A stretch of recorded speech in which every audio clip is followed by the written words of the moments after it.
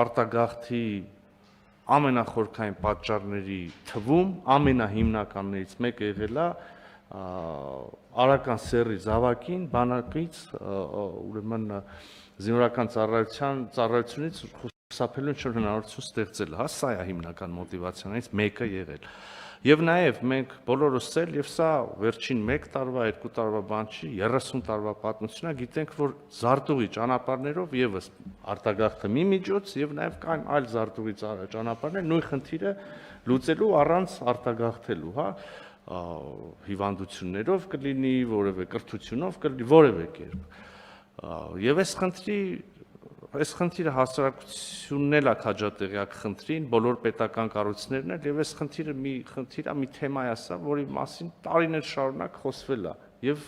դիտարկվել են նաեւ այս տեսակ լուծումներ, առաջարկվող լուծումները եւս, բայց երբեք լուծման չենք գնացել, որևէ կառավարություն չի գնացել լուծման։ Հիմա շարունակելով ձեր միտքը,